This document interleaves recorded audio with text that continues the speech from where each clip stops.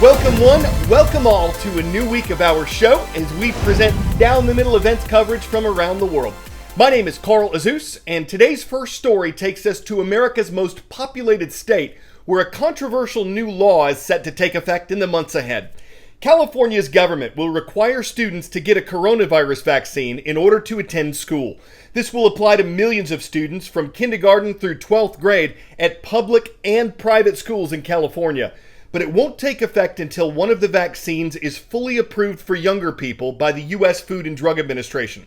Currently, a vaccine made by the companies Pfizer and BioNTech is approved for people ages 16 and older, but it has not been fully approved for younger Americans.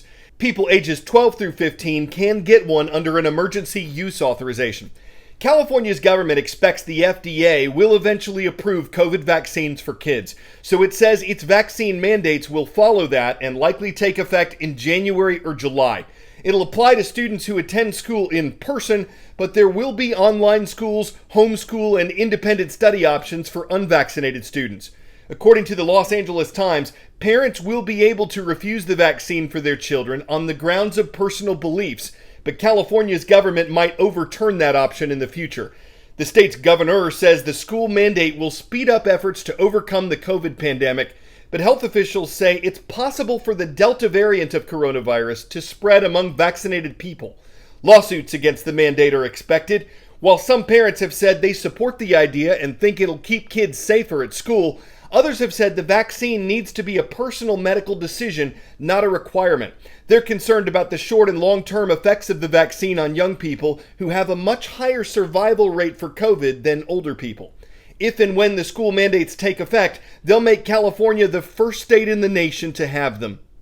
For years, China has been the world's largest manufacturer. In fact, it's known as the world's factory because China's output accounts for more than 28% of global manufacturing. But the soaring cost of energy is triggering several problems for the Asian country, including its ability to make goods. The shortages became widespread in June and have only gotten worse since then.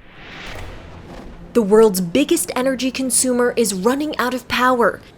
China's energy crunch is triggering blackouts, forcing factories to cut production, overturning people's daily lives, and threatening to slow the world's second largest economy. Social media users have posted images of cities gone dark, severe traffic jams caused by traffic lights that stopped working, shops forced to close early or resorting to candlelight to stay open.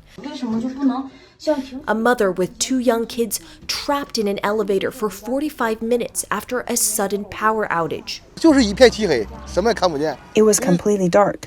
I can see nothing because the power is cut from everything. Only when vehicles drove past, you could see lights on. The power cuts have rippled across northeastern China and parts of the south. The cause of it all?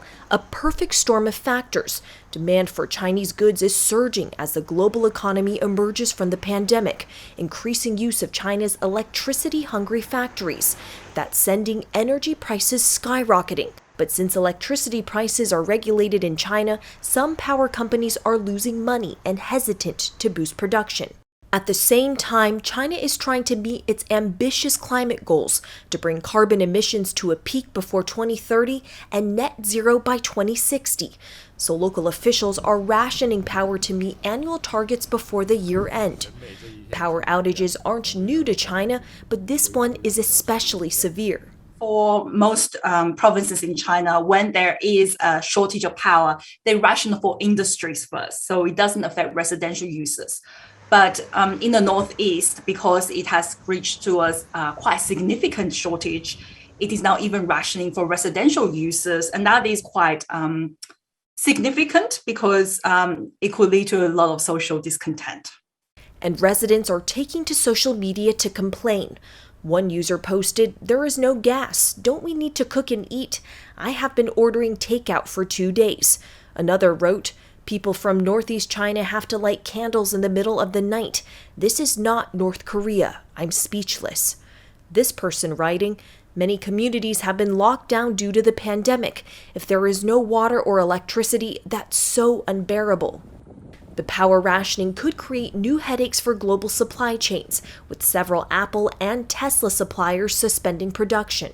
going to be further interruptions to supplies of different things, whether it be sort of toys for Christmas or metals and silica for advanced materials and advanced equipment.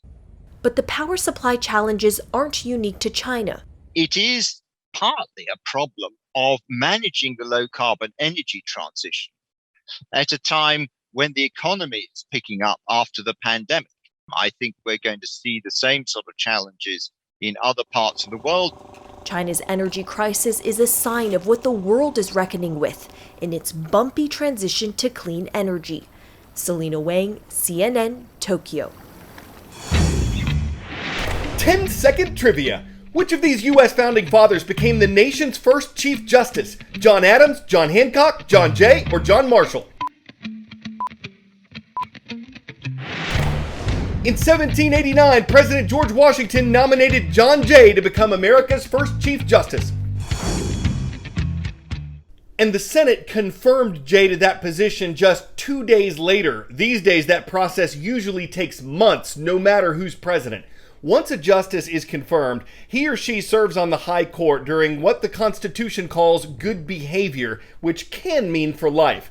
And those on the Supreme Court right now have just begun a new session. It traditionally starts on the first Monday in October. This fall's session will be the first in-person meeting of the 9 justices since the COVID pandemic started, except that not all 9 justices will actually be there. Associate Justice Brett Kavanaugh tested positive for COVID-19 last Thursday, though he was fully vaccinated. So he'll be participating in the oral arguments remotely this week. What will those arguments be about?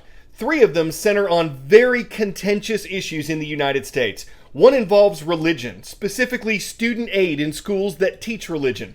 Another case involves a state law that bans most abortions after 15 weeks of pregnancy. Gun rights are also on the docket in the case of a law that limits who can carry a concealed handgun in public. Other arguments involve campaign finance and religious symbols at government buildings.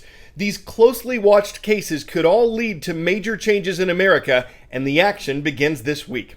Another event that begins this week and runs through next Monday is the daily announcement of the 2021 Nobel Prize winners.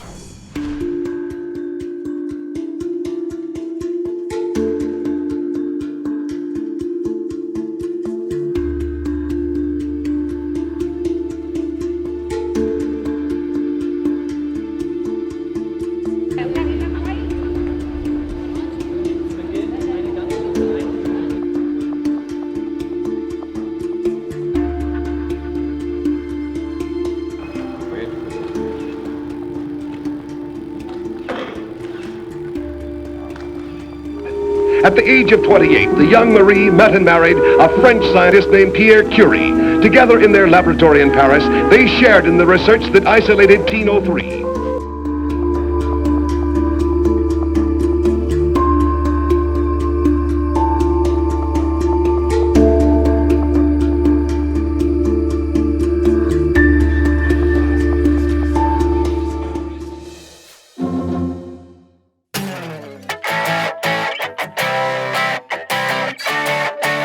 Does a $10,000 Oreo rate a 10 out of 10? It does for the die-hard Pokemon fan willing to pay it. Pokemon Oreos came out last month featuring video game characters on cookies.